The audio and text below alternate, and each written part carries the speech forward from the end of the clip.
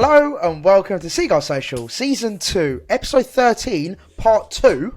Because we had some unfortunate technical issues. I was in the middle of arse end, don't know where I was, and you boys obviously filmed with Kendall Rowan from the Newcastle. Yeah, sorry, at Kendall. Both broken as well. Yeah, we were both broken. Well, I was really ill after like a 4-day bender actually. It was horrendous. And then, and ill as well. Ryan was just ill. And then Kendall, unfortunately, the software that we used, she used like a Google book or something like that. Basically filmed off like her iPad and then a little tablet thing, and it all went kaput. We uploaded the video, we all looked at it and then listened to it, but the audio was a bit iffy. People's voices would like dip out and change pitch. It was really strange. It just wasn't worth putting out, unfortunately. And it was the unlucky number 13, despite Kendall's lucky number being 13. It was a really good episode as well, Ryan.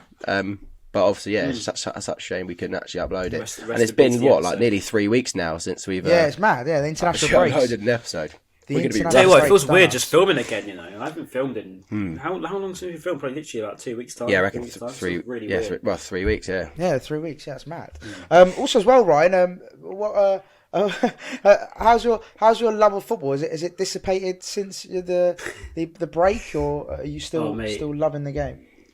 Oh mate, I'm absolutely loving the game. Everything about it, really. No, I don't know. It's just it's not the same. I don't know. I had this rant like a while ago. I think back in like the I think it was just before the Euros. But then the Euros were really good, so I was like, okay, I can live with that. Yeah. And then I don't know. It just feels so different. I don't know. It just doesn't feel the same anymore. Maybe I'm just getting too old. I don't know.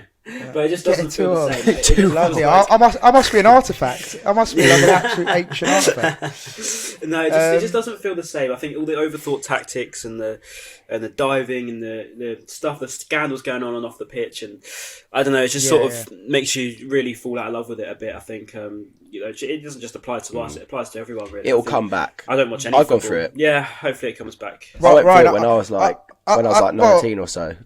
I think 18, 19 maybe.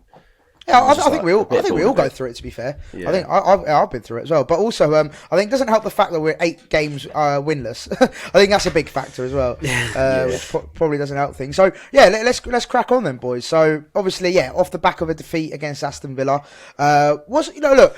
I think to summarise, I think you summarised it quite well, Ryan. You were like, first half, brilliant. And then second half, it was like second half FC again. We just didn't take our chances and, ultimately paid the price for it. So, Ryan, kick us off, mate. Well, what were your thoughts generally on the game? Well, I want to talk about the first half particularly because I put a tweet on, I think, just as Mings scored. And I said that, this is what happens when you don't take your chances. And people were giving me a bit of this and that, saying, what chances? But I'm not being funny, but the game's not played in 45 minutes. You don't just have your... God, my light's going a bit mad right here. But you don't just have your, second half, don't have many chances and then that's it. No, you've still had your chances in the first half. We had plenty of chances in that first half. I can think of Lamptey, I can think of Trossard, and Modo had a couple of chances too. We had chances in that first half to be 1 or 2-0 up, right? You don't just, if you don't take those, it's inevitable. We had something ridiculous percent possession. We're basically dominating the game at that point. We're playing very, very well, I thought. Going into the second half, I was quite confident. Obviously, Villa started a bit better second half. But I don't know, it was just one of those again where we just can't seem to see out a game no matter what we do at the moment. I think this loss has been coming, if I'm honest. I think we haven't exactly played well, particularly for the last few weeks. I don't think this should be a surprise that we've lost 2-0 to Aston Villa.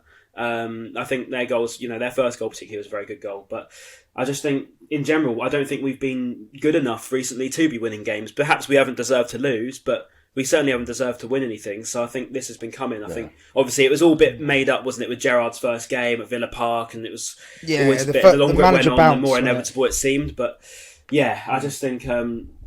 whatever it is that we're doing something wrong. Maybe it's the mentality. We said it for Newcastle, didn't we, Ben? We said there's something going wrong somewhere. We can't seem to see out these games, and we're 1-0 up at half time. We finished that game 1-0 with a team that's now bottom of the league. I don't know what it is, but this has been coming, I think. Ben, anything to add or? I don't know. Yeah, unfortunately, I went to the game, and it was. It's a long old trek that. I just felt it was just so, and standing up the whole way. I didn't sit down the whole time. Cheers. There, I'm back. It was great. I just feel like it was really undeserved. We played really well in the first half, played fairly well in the second half. Again, obviously not taking our chances. And then that Ashley Young came on. Well, no, I reckon there was the substitutions really. Lamptey and Cucurella were probably our best players, most impactful. Potter takes Cucurella off first, and then March comes on. Nearly gives away a penalty, but it done okay. And then Lamptey comes off. He was like running up and down there, constantly creating a lot of our chances. And then you're thinking, well, what now? Like, kind of brought Alexis on. Didn't really get the chance to do much. And there was a counter-attack from like Webster for their first goal. Webster was doing one of his driving runs, which he does normally quite successfully. Gave it to Gross, he crossed it in, and then they cleared it to Young, who then put Watkins through on goal straight away, and we were like caught out possession.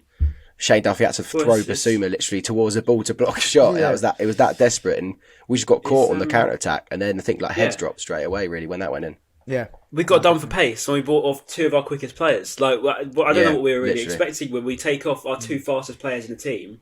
And then we get done for pace twice. I mean, I don't really know what you're really expecting. Watkins, especially, our right centre back and right wing back, who was Gross at that time, were both up the other end of the pitch. So then Watkins playing on the left wing almost was literally given and also as well, chance. Like obviously, don't get me wrong, it was a poor goal to concede in a sense. But then also you got to give credit to Villa as well. I thought Ashley Young, he done really well for that goal, and then obviously a great finish as well. Like you can't take anything away from the finish as well.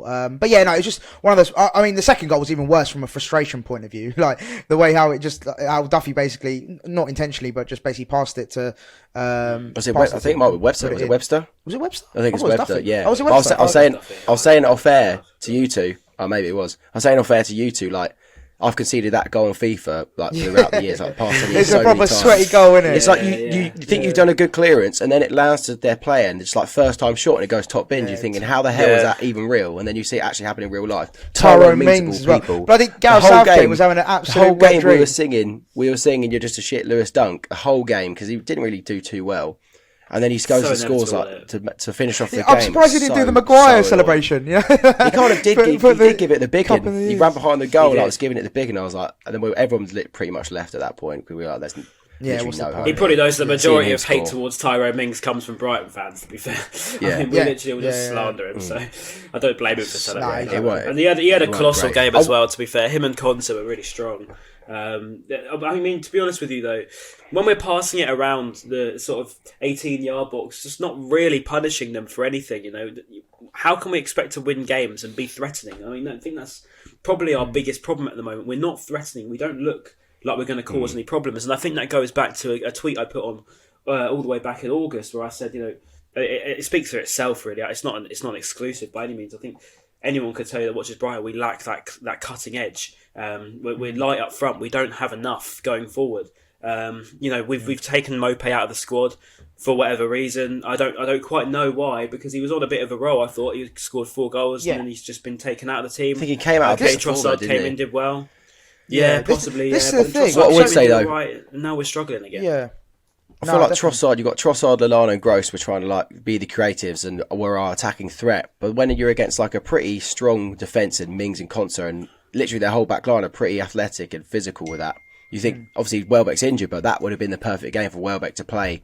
Because what are we going to do with those small players, agile players, against their tough defence? And when they're sitting back like that as well, you literally can't do anything. Crossing the ball into the box along the ground constantly, and then it get cleared away. They handled it pretty well. No, that's actually a point I wanted to bring up actually. So we obviously talk about the fact that we had a false 9 in Trossard. That's like I think Potter's been using him for the last 3 or 4 games roughly as a false 9. And yeah, granted, it's done well. Notably against Liverpool. Obviously, he got the goal, played well. And the false 9 does work against certain teams, but I feel like he doesn't.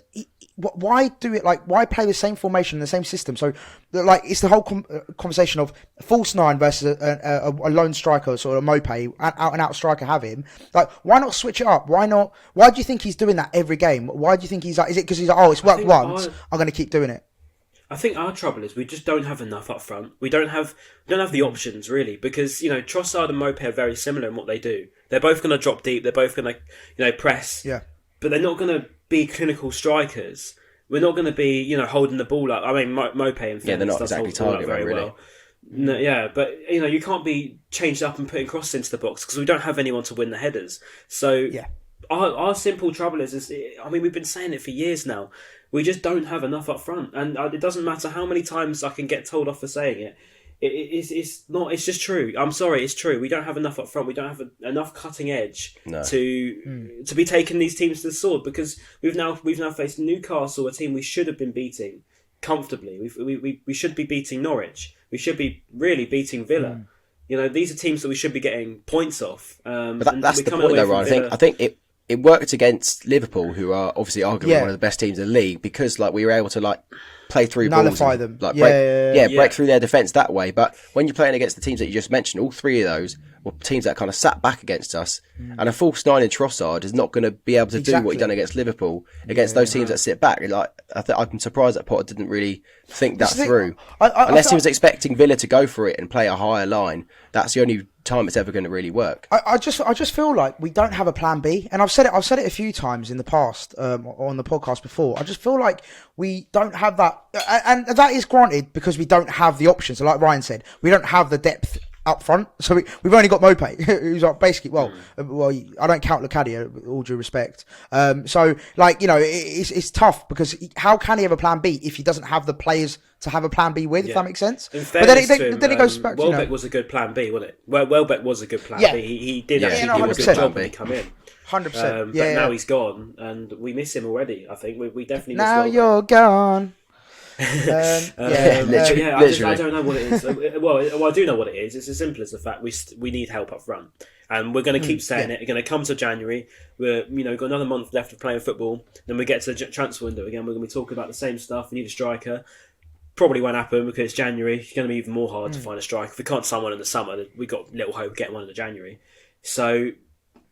I'm going to get my hopes up again. I know I told myself in the summer not to do it, but I'm going to get my hopes up. Just think, throw 40 or million at Nunes or whatever the price tag. That is literally what we need right now. Nunes won't come. Or any option. Or any option up front. We just need another option. I just want to see I reckon Connolly will be gone in Jan, whether it's a loan or whatever. He's obviously not breaking into team anytime soon. Welbeck, I know people have said that he hasn't really been injured properly, but he is actually properly injured now. Don't know when he's returning. He seems to have just come back to training, which is good.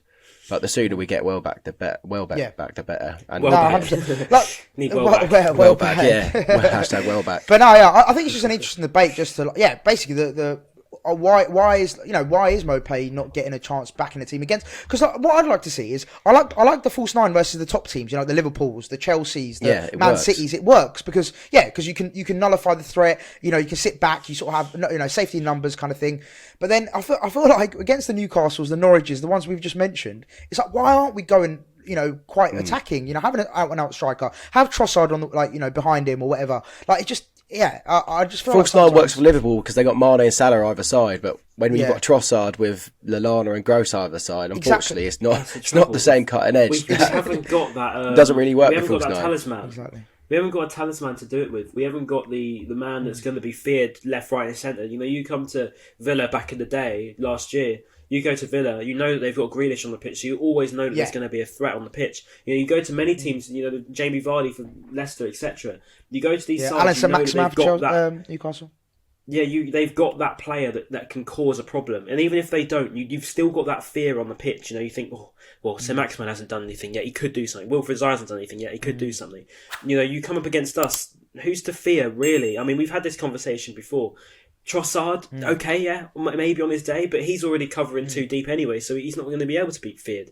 We haven't got someone like a Grealish. I know Grealish is obviously an exceptional talent, but we haven't got someone of that sort of fear factor to them to have that working system, because you say false nine, it does work. I mean, obviously City play it so well, and they won the league with it. But they've got Phil Foden to fill in there. They've got Kevin De Bruyne to cover. They've got the best players in the world. We've got Adam Lallana's quality, but he's not going to be taking the game by the scruff of the neck and turning on a bit of individual quality in terms of attacking wise. So I just don't know. I don't know what it is. I do know what it is. We just need support in going forward, because maybe I think Alexis McAllister could be it. I think if anyone's closest to being that. I mean, to be fair, I don't know if you guys saw the Moises Caicedo goal and his bit of skill as well. His skill Belgium. as well. Yeah, that was unreal. Against Genk as well, by the way. He was one of the better teams. Yeah, it's a good side. Yeah, it's a good side he played against. So he's only 20 years old. So there's someone there possibly that could come in and we could have to fear. Sarmiento, people were calling for him to be in the first team just for that bit of that pace. He's so direct. Like we saw it against Leicester in the League Cup, and he had apart from the mistake he made. He was such a good game then. Why not put him in the team? Like him and Alexis, I could imagine working really well behind Trossard. If you do have to drop. I've got a question then, boys. I've got a question for you. So obviously we've been on eight games without a win. I think was it 5 draws in that time, 3 losses. I want to say something along those lines. Yeah, something like that. So funny enough, I was actually all right. I'll give you a stat first, and then I'll give you a a question as well off the back of it. So in the form table, right, we're still madly, right, over the last 15 games, we're 9th, right, over the 15 games. And the last 10 games, we're 13th. And the last 5 games, we're 17th. Only Man United, Brentford and Everton in the last 5 games have been worse than us. So we've had 3 draws and 2 losses in that time.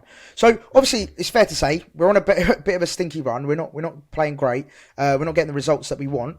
Yeah, it's more not getting the results, isn't it? That's why? So obviously, I know we've discussed multiple things. Like we've talked about system, we've talked about personnel.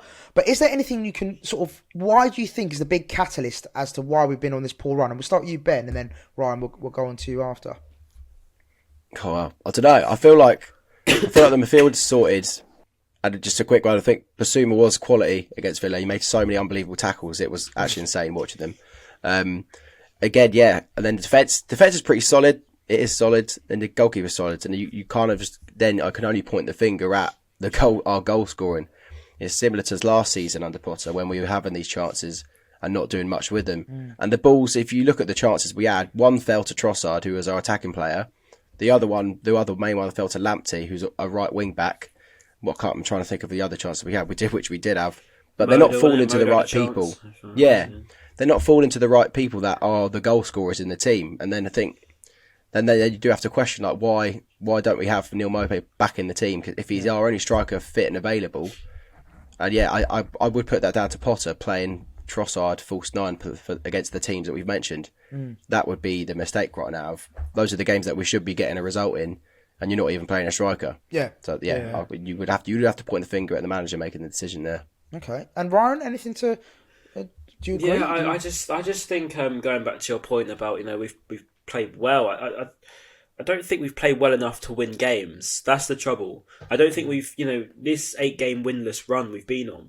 We haven't deserved to really win any of them. I mean, even against Newcastle, second half, we didn't deserve anything out of that. If anything, we probably deserved to lose it. I mean, against Villa, we deserved to lose in the end because we didn't put our chances away in the first half. There's all these games really. I mean, Liverpool, to be fair, is probably the only one where maybe we deserve to get a bit more out of. But winning, I don't know. I just don't think we've really warranted any wins anywhere. So to say, we've been playing well, okay, yeah, we've been all right, we've been tapping the ball around a little bit, but we haven't done anything threatening. We haven't really brought any teams to the sword, or really, even last season we would say, we're not getting the results, we're not tucking our chances away, we deserve better. Whereas this season, I wouldn't really say we've deserved any better than what we've got. I'd say we've probably, actually, if anything, probably overperformed in terms of results, because we have been overperforming. Yeah, we've been getting points where we haven't deserved them, and I think yesterday, day before even, was probably the day where we've deserved to lose, and we've got the loss that we've actually probably needed, because it's our first loss away this season, isn't it? For a bit of perspective on it, but that's been coming, I think, rather than we're not getting the results we deserve. I feel like this has been coming. So where it's gone wrong, I don't know. Yeah, I probably agree system wise, and maybe Potter's getting it wrong at the minute. But I don't know. I just think the most part of it comes down to the fact that the failings in the transfer window, failing to get that striker, failing to get any sort of attacking footballer that's going to be able to bring a team. Yeah, we did. That's a good point. We said at the beginning, didn't we? I think it was like our deadline day podcast. We were saying, like, I think Maz, you actually made the point. You were like, it's a bit risky going into the season with Neil Maupay, an injury-prone Danny Welbeck, to say the tag, and Aaron Connolly, and it is November now. It is finally start to show that we're having to play Trossard. It was inevitable, wasn't it? It was inevitable. So Yeah, for example, it was inevitable. So talking about the transfers, Ben. So I think that's a really good point because we look at Andy Shaqiri, for example. I think he started to score goals for Augsburg. He's doing well out there, I think. Yeah, he's doing. Did he score against Bayern? Did he score against Bayern? Yeah, I think so. He got assists or or a goal. Scored against Dortmund. Yeah, he got some kind of goal involvement for sure. And then obviously you got Simmer out on loan. Stoke. I'm not saying he's like a world beater at the moment, but he's another attacking option that we've let out on loan. And it's just I'm just a bit baffled as to why didn't we keep them in the squad? So at least let's say when exactly like even if they get a 20-minute cameo, or half an hour here, half an hour there, or play in the league cup. He's playing in the Switzerland team now as well, Zakiri. Yeah, so I'm just Switzerland now. Yeah, just talking about the whole transfer scenario. Like at the time, I was saying, "Our boys, we've got Kukurea." I remember saying, it's fine, we're going to be fine. But yeah, in hindsight, we're clearly not because we're lacking those attacking options. Well, I think with Seamer, he's been injured, hasn't he, a lot for Stoke. So that's a shame because he's been out for like 5 or 6 weeks, which is a shame because maybe it's a frustrating move, but I could get my head around it to the fact he needs to adapt to England. Zakiri I wanted to see stay because I always saw something in Zakiri. I thought he was a good player, and the amount of times everyone said it, I thought everyone says Zakiri is way better than Aaron Connolly ever will be. I think so. I just think, why loan him when we could have loaned Connolly, let him get that sort of time that he needs to develop if he needs it. I don't know if he can develop, but try. And then with Zakiri, keep him in the squad and, bring him up with us. I'm not saying that as a dig. I'm just saying he's not developing, is he? Let's be honest. Aaron Connolly hasn't developed in the past year for Brighton. He's not playing, so... If anything, he's declined. Developing points on his driving licence. It'd be better if he was out somewhere else, developing up, getting game time. Zakiri probably didn't need to go out on loan, and he's doing well out on loan. I just feel like there's players out there, and even if we bring back Simmer, because I've seen that Simmer's going to be coming back in the January anyway, because I think Stoke want to cut it short because it's not really worked for them because he's been injured. So if that's the case, get him back, get him fit again, and just use him as an alternative. We haven't got anything to lose. I kept saying it last season. I'll say it again. He's huge as well. He's so tall. Yeah, he's 6 foot tall. He's probably only 20 years old. Probably only Dan Burr's probably the only taller person in the team. He's just a different option. Like I know this is not a comparison at all, but like for example, I've just started playing Football Manager, the new one, right? No, but but just to give you a bit of an example. So I'm Brighton this season, and what I did first of all, straight away, right? So I was like, right, I'm gonna play Mope up front.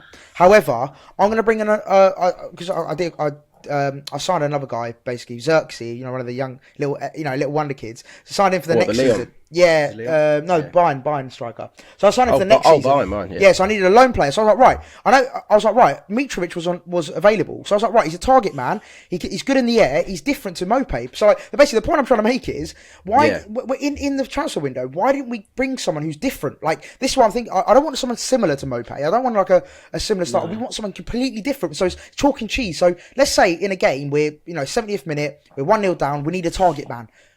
Bring him on. Do you know what I mean? Instead of bringing someone like for like, why not have a different option? Like Seamer. We've got that in Seamer, haven't we? Yeah, I'm pretty sure exactly. It was Welbeck as well. Welbeck was the guy we brought on. Remember, we were like 1-0 down against Sheffield United last season. We brought him on, and he got that goal like the 90th minute to equalise against them. You just think that's where it worked. That's when you brought that kind of the taller man, bit of more of a target man. Exactly, something different. Box, he scores. Something different. That's exactly what we need.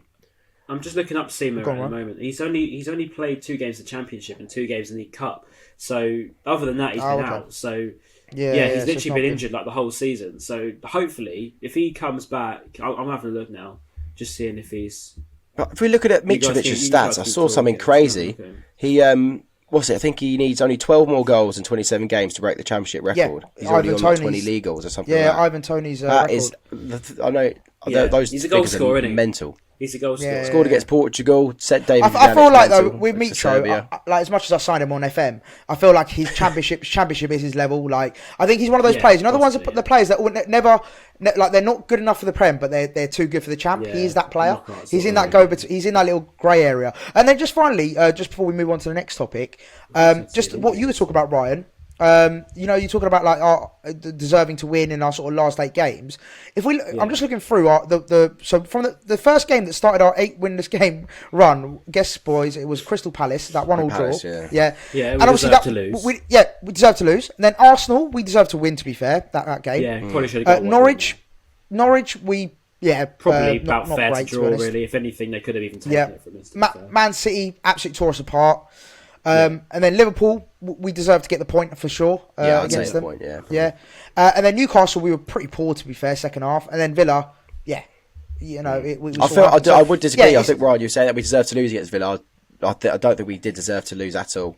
It was just okay. Maybe I'm being harsh. I just think I feel like the draw, but I do know what you mean. I think we were due a loss, and also I think this whole conversation is happening because we've had such a good start to the season where we've been getting decent results, so we're kind of used to these results now. But the results we've been getting are now kind of results that some people would argue that we're normally meant to get.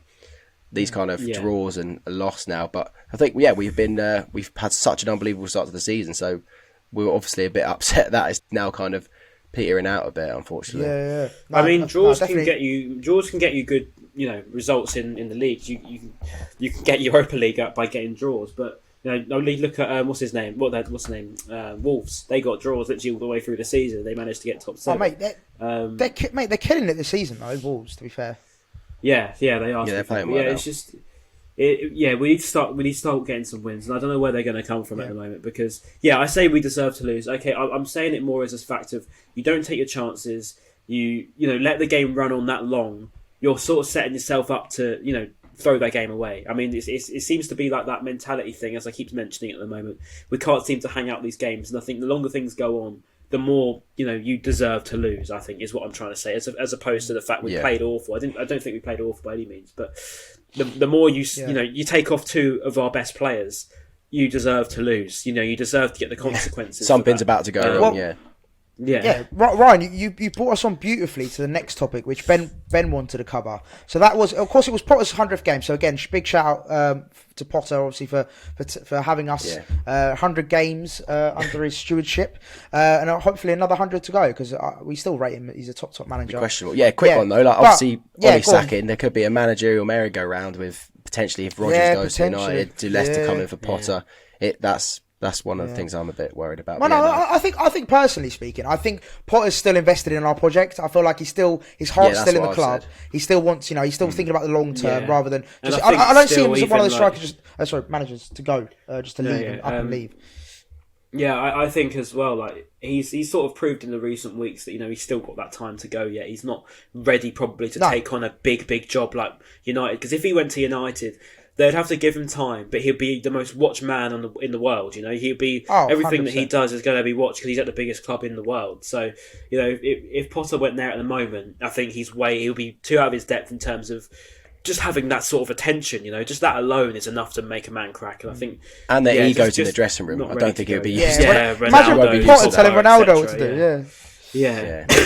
But so the point we wanted to make on that. So Ben, you brought up, didn't you? You're like, his substitutions. Obviously, people have questioned them in the past, last season, and even times this season. And we've talked about it today with the Lamptey and Cucurella decisions. Do you think the question I suppose what I want to pose is, do you think he's got a bit of how Pep Guardiola always gets sometimes criticised, even though he's one of the best managers in the world, he gets criticised for overthinking and trying too much at times. I don't think it's overthinking, but do you think Potter has that sometimes ability to sometimes make those sort of rash decisions when it comes to substitutions? And not really thinking about the sort of the impact on the game, or we'll start with you, Ryan. What do you think of his substitutions in general? I mean, his substitutions were questioned a lot last season, weren't they? That was a big talking point as to whether Potter's his game management, which is still it's not always A1 to say the least, but that's going to be something that he learns as a manager, as a young manager. He's going to have his downfalls some places, but at the same time, if that worked yesterday, we'd be saying it's a tactical masterclass. It's just sort of how it goes as a manager. You either if it works, you're a genius, and if it doesn't, you just look a bit silly. But this occasion, Potter looks a bit silly for doing it, and I must admit, I think taking off, as I keep saying, 2 of our best players, I don't know what you're expecting. I don't know what the thinking was behind the substitutions that. Looked like he was trying to go for the game, doesn't it? It looks like he's bringing on Alexis. Probably 2 of our even though they're defenders, they're most attacking threats. But I think he wanted. I don't know what he wanted, but he brought on Alexis, put Pascal out wide. You just think maybe he's trying to go for the game a bit too much, and Maybe, See, that's the thing as well, actually. You might have to argue. Seen... Well, we would say if we sat back and we lost, then you would say, why don't we go for the game? It's one of them ones, isn't it? We kind of went for the game and got punished because Welbeck and Gross were caught out of position. Yeah, and I've seen Gross get mentioned a lot. He's been, people are really ripping into Gross, but like he's playing so far out of his position at the minute, and everyone knows that he's probably the slowest player in the squad. Villa. Yeah, I thought he was all right, apart from the goal where he was obviously caught out. But I think, what we're expecting an attacking midfielder / central holding midfielder to do when he's put right back, when he's probably the slowest player at the club. I just don't understand what, up against Ollie Watkins, who everyone knows is rapid anyway. Where's the logic in that? I just can't see. Like, you're putting the slowest player at the club against one of the fastest players at Villa. Where's the logic? Because he's always going to get skinned, and if he's now running up against Webster as opposed to Tarek Lamptey, I wonder who's going to win that one. Well, it's always going to be Watkins, and he's going to cut inside, and he's going to bang it into the top corner like he did. I just don't understand the logic. I don't know if it's time management, but they didn't necessarily look tired. I know they were running up and down them wings all game, but like unless it was tiredness, and I couldn't really tell. But yeah, they were playing out their skin for the whole time until they were taken off. So. Yeah, I really would like to know what the decision was behind that. Taking off our two most impactful players. But that's what's going to happen. No, definitely. It's an interesting topic. Like, my personal sort of opinion on it all is, I feel like definitely one of his when it comes to his managerial abilities, I feel like one of his problem areas is like in-game management. Yeah, sometimes I feel like some of the substitutions he makes when he makes them as well. My big thing, I think, was it early in the season. He was like he wasn't making substitutions till really late, and I was like, why are you not doing it a little bit earlier? Yeah, there was that spell. It was about spell when he was doing he was making 80th minute substitutions when we could have gone for the game or whatever. I just feel like sometimes his in-game tactics, in-game decisions on substitutions, it's definitely still lacking when it comes to being that top-tier manager. And also as well, prior to the games as well, his tactics in terms of false nine instead of sole striker, that kind of stuff as well. But in general, obviously, I'm still buzzing with him. I still think he's a top manager. But I just feel like he's still got a long way to go. Like Ryan said, to get off our chest. Like Ryan said, he's still got a long way to go. I don't think he's nowhere near as the finished article as a lot of maybe Brighton fans see him. I still think he's still got a long way to go. But he's a top manager. What I will say is a positive. I know there's been a lot of moaning in this episode. It's just because we've had such a great start, and now it's kind of it's going downhill. Got a bit flat. I think it's more just we started dropping points a bit. It's more just like the fact that because we're not playing well enough to win. I think we're well within our right to have a little moan about it, because we're not being like, okay, we could come on this podcast and we could really slander the squad. We could say, he's useless, he's rubbish. We could we've seen the standard they can produce, haven't we? I guess exactly. We've seen what they can do at the beginning of this season. About it. Exactly, we're coming on being productive about it. We're talking more tactically. We're talking about the players individually. What they're doing wrong, as opposed to just saying they're useless. We want them out. I don't think we're not Mark Goldbridge.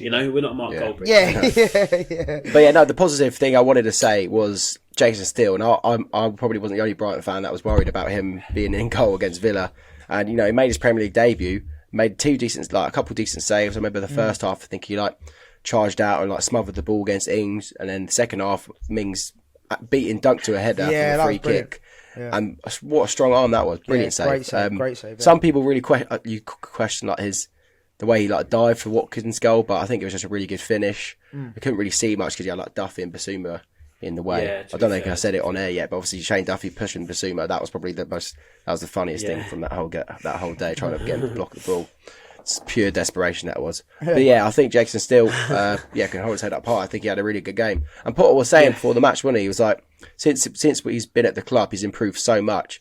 And people always remember him from the Sunderland Till I Die documentary. Just hold him to that when he obviously was playing in a pretty dire team and conceding loads of goals and ended up leaving.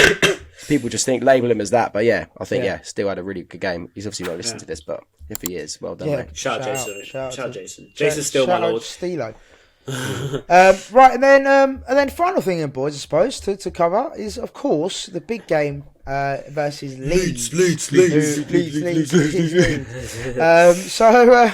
Boys. Well, who wants to kick off then? Leeds. What do we think?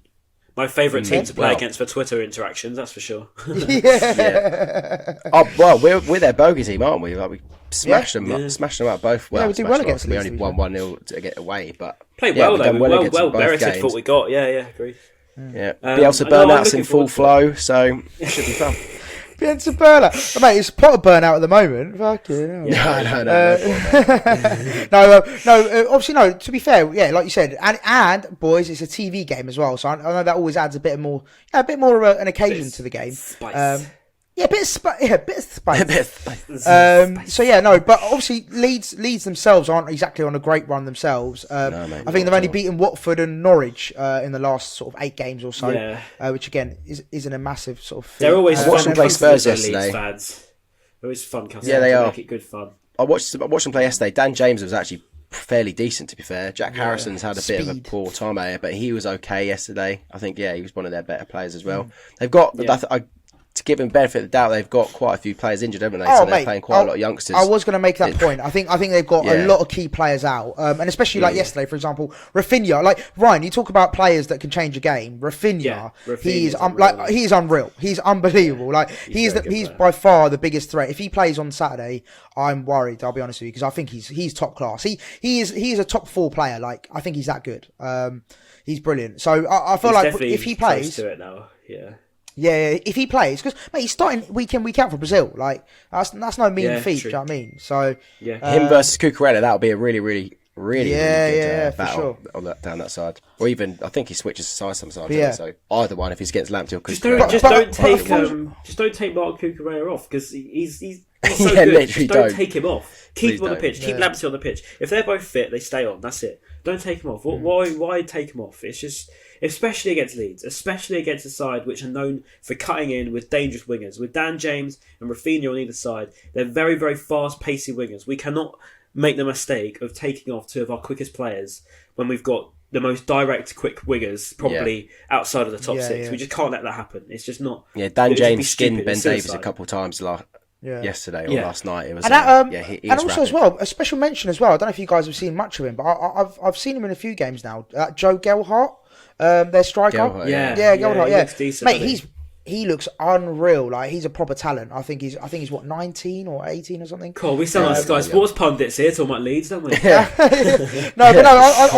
think he's definitely one to watch in the future. I don't know whether he starts against us though, because obviously if Rodrigo's back, I'm assuming he goes back into the side, and then Rafinha obviously comes in as well. But no, I think look, Leeds is always a tough game. Like they have got quality on the pitch. I think defensively they're not so strong, but going forward they got in the midfield they got Calvin Phillips. Going forward they got Rafinha, they've got Rodrigo's half decent. Obviously, James. He just signed Ben White back just for this game alone, just because last season he really ripped them apart, didn't he? Both home and away. We just need to sign him back just for a 1 game alone. But no, I must admit, I've got a bit of confidence going into it. I've got to be honest. Yeah, no, I don't think I do. Like if you're Bielsa, you've got to be looking at the games we've just been playing. The teams that we were playing, where they've kind of sat back a bit. And they've coped with our attack so well, that Trossard false 9. Unless that doesn't change, I can't really see us getting too much out of the game, unfortunately. I know their defence is a bit of a shambles. Sometimes you could argue that. But, I don't know. It's going to be... I do reckon it'll be a tricky one, because we're not going to be confident of breaking them down if we can't break down the other teams that we play. Like you said, against Newcastle. Couldn't break them down. We were punished. I think it's going to be a tough game. I really do. I don't think it's going to be... I feel like this game screams nil mope, though. I feel like it needs someone to really wind them up, because if there's anyone that's going to wind them up, it's going to be Mope. If there's fans at the games now, get Mope rattling all of that Leeds end, because that's what spurs him on. That's what he needs to get. So I reckon this game is, if there's anyone that's going to bring Mope back into the squad, it's going to be against Leeds, because this is the one that, he has a good record against Leeds as well. Historically, he scored a few for Brentford against them. I just think now, he's against the side that hate him already. That's what he spurs off. Get on him. Get into them, because we need to go direct against them. Even play Sarmiento, play someone more direct, play Alexis McAllister, take some risks. That's what we need to do. I'd love to see Sarmiento play, honestly. Yeah, we need some risks. Running at Liam Cooper. Sarmiento versus Liam Cooper would be a battle I'd love to see.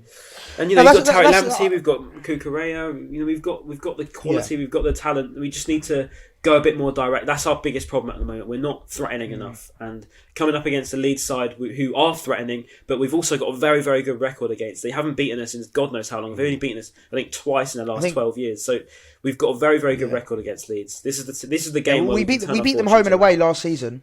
So we've done the double against them last season. So yeah, which is whether Bielsa will learn. Whether he will learn from his mistakes of like maybe not giving Potter too much respect, and also as well, I think a big factor as well is like, look, we're at home, we're at home. We're playing against a Leeds side, which is like not, but I know the home crowd's not exactly. We could do part fan zone on. That's all right now. Yeah, actually, talking to fans, I wanted to bring this up because I wasn't on the Newcastle pod. I actually wanted to bring this up. So there was a lot of chat. I'm sure everyone would have seen it on social media. There was a big, I think there's a tweet went semi-viral. Basically, he was like, he was a Brighton fan, basically saying that the home fans are basically terrible and they make no noise and the atmosphere is terrible at the Amex, etc., etc. So that was actually, and it went, like I said, it went semi-viral, especially in the Brighton community. Like everyone was talking about it and debating, what's it like? What? First of all, do you agree that the atmosphere is bad? Which I'm sure I know the answers to. And then second of all, what do you think that we can do to improve it? Like, if it is bad, what can we do to improve it? What can change? Bring in the Brighton Brawlers, whatever they are. Brighton Ballers. Did you not see that? Do you not see it? Oh, the Brighton Brawlers. Oh, yeah. So I thought you said Ballers. I was like, what? Yeah, no, Brawlers. And them as well. Yeah, we need some Ballers as well, mate. Yeah, we need some clappers. Some drums as well. We need to knock down the East stands. I'm joking. Yeah. Just get rid of everyone in the East. What, the family stand? Get rid of the South stand. And do you know what? To be honest with you, the West Stand's not much better anymore. The thing is, though, right, and I'm going to say this because I sit in the West, and I always come to the North after the game anyway, but people in the North Stand always say to me that, we always make a noise, but no one follows on from it. But I'm telling you right now, right, I sit in the West, okay, albeit I'm in the West Upper, but you don't hear the North from up there. I'm being serious. You don't hear it. It's very quiet. Like it sounds loud when you're down there, because I've sat in the North quite a lot in my lifetime of going to Brighton games, but when you're up in the West Stand, because I've only just moved up here, you just generally, you don't hear it. And that's why it's always so out of time, because you only hear it late. So the atmosphere just doesn't work. So the North Stand boys think they're doing a good job, but they're not really. It's not loud enough. Like when you go to Palace, when you go to Palace, that ground was absolutely rocking back to front, right? When you go to the Amex, you're never going to get that because there's not enough. There's not enough noise to be generated. When you go to the East Stand, they don't say anything at all for the whole game. Then it's clear. It's literally empty by 80 minutes. So it's just pointless. Yeah, do you know what it is for me? And I might get a bit of stick for this, or maybe I might not. Maybe people might agree, but I just feel like, with all due respect, and I say this really like as nicely as I can, I feel like it's very corporate and a bit soulless. Like I just feel like it's all like. It's just very like corporate, and I feel like 80% of people are there just because they've been giving tickets, or they've been, like, for example, I know, right, this is an example. Day out. Exactly. Like, exactly. It's like, a trip to the Amex, we'll go watch the football. Like, that's why away days are so much better, because you're with the fans that all. If you're going to away day, I can imagine the corporate, some people do care, but also like these are the people that sing. Like the away fans are always the people that are going to sing, make a noise, and just do anything to try and hype up the team. Whereas you go to 3 p.m. kickoff on a Saturday for a day out. I feel like that's what a lot of people treat it as. But this is again a very small example. Just quickly, this is a small example. But for example, my one of my good friends, George, and his colleagues, they basically have 4 season tickets, right? And also, I think their friends have 3 altogether. So there's like 7 of them in a line, right? And he outwardly says, he goes, "I'm not a Brighton fan. I just go because I've got a season ticket through work, and I'm just there just because, have a few beers with the lads, and I don't care about Brighton." Right. So I think let's say you have thousands of those people, it's going to have a knock-on effect on the whole stadium and the whole atmosphere. So we've got almost a problem with excuse me. Our ground's almost too big for us, isn't it? Really, because we're still a small club, and I know a lot of people similar to you, man, who just go there because they've got a free ticket, and like my mates openly, like they're all Man United fans, Liverpool fans, whatever, and they'll go to the game because they can just get a ticket, and it's like it's just watch football, innit? Watch the Premier League, but it's just like that is just not the point of going to the games. I would genuinely rather have that ground half empty. But 100%. Full of Brighton fans, that's why Man City was so loud, because there was only 8,000 fans there, but they were all actual Brighton fans because you had the ones that had the most loyal points or whatever. So that's why that great game was so loud, as opposed to going there And, you know, I agree, it's so soulless, it's so corporate, it's so dull. We've got no chance, we've got no good... At most we do LB, and even away games. We haven't really got chance, have we, to be honest? I mean, you go to even Liverpool, okay, the Anfield was so dead, right? But they've still got the capacity to do it. You can tell that, you know, if something went well, that whole ground would be up and loud. Whereas at the Amex, at most, you're going to get Albion after we've scored, and then everyone sits back down again and has a pie. I just don't think it's just the easiest one. I think it's because everyone goes to the Albion one. That's the one that the ground all sing together because it's like the easiest one to like pick up and like hear and like imitate or whatever. Whereas obviously we got the individual songs for individual players that the North Stand will sing. But then, like you said, Ryan, it's just obviously so hard for then the East and West to like catch on to it because by the time we've done it, it's kind of over, and then the West End try and do it, but not everyone in the West End wants to sing. But Ben, again, I'm not going to sit here and say I attend loads of games. However, when I was attending games, when I was living back in Brighton, I remember I used to be like quite like passionate. So I'm sometimes I get quite caught up in it. So I'll be like shouting or whatever, blah blah, and then like people will be looking at me as if I'm like, oh, what are you doing? Like, why are you being so loud kind of thing? And I'm like, well, I'm just being a fan. Like, I'm just trying to, just generate a little bit of noise, you know what I mean? And I just felt like some people get ostracized or they feel like if they do make noise, they're going to be looked at funny or, people in like all the people that are there just for a jolly up or just there for corporate that don't say anything, sit there in quiet, they'll look at you like judging you. Like, oh, why are you singing? Or why are you shouting? Why are you doing this? It's like, well, because I'm a football fan. I'm here to watch the game and, this is my way of, trying to support the team and generate a bit of noise. You know what I mean? At Villa away, like I started, it was honestly such a good feeling starting a whole chant for the whole like away end sings. But I started Graham Potter's Blue Art Army, like the clapping one, and it went on for so long. It was such a good feeling, like because we were like the lower tier, and then you got the upper tier as well. Everyone started doing it for ages, and it's such a sick feeling. But like you said, Maz, like I've done that once against Leicester, where it works around the whole stadium. But if you do another song, like let's say you're in the West End, you stand up and try and start a song, no chance. No one around you is going to be picking it up. I do think it's a bit of a generational thing. Like we've gone through the phase of getting the Amex. We've had the people that go there, like you said, Ryan, have their pie, don't really care. They have a Premier League team that they support. There are young kids now that are starting to support Brighton, and I am seeing it through. That actually just solely Brighton. I'm seeing it when you go to away games. There's that the collective of young lads now that are loving it. They absolutely love Brighton, and when they're older, their kids are going to actually support Brian rather than someone else. I think it's just a slow process. Over time, it's going to work. Over time, it will work. But right now, it's really we're the thing paying is, the price right, for if there's having two teams. Yeah, and if there's a rival fan listening to this, it does sound so plastic. It sounds so pathetic because you've got clubs like Newcastle, Aston Villa, Palace. These clubs have proper core fan bases. They'll create an atmosphere. Okay, Villa Park wasn't exactly rocking to say the least, but they can do it. You know what I mean? They can make that place a proper. Villa Park, that was dead, by the way. Yeah, it was dead. It was dead. But then when they scored, it was they have it in them to make a noise, and Newcastle fans have it in them to make a noise. Leeds fans make Ellen Road an absolute it's rocking. Whereas you come to the Amex back in the Championship days, genuinely, it was pretty good. I mean, particularly the Championship promotion season. We were good. You would go to a game and it would be loud there. You could enjoy yourself. You could go there. But I agree. I know what tweet you're talking about because I think they said it's just not as an enjoyable experience when you go to the Amex. And I think that it doesn't only come from, just the chanting aspect. It just feels so dull. Everything seems so dry. It seems so fake to me. And that's why I've sort of lost that love for football because it just doesn't seem as enjoyable 100%. When you go anymore. Do you know what I'm trying to say? Well, do you remember Knockout was saying as well?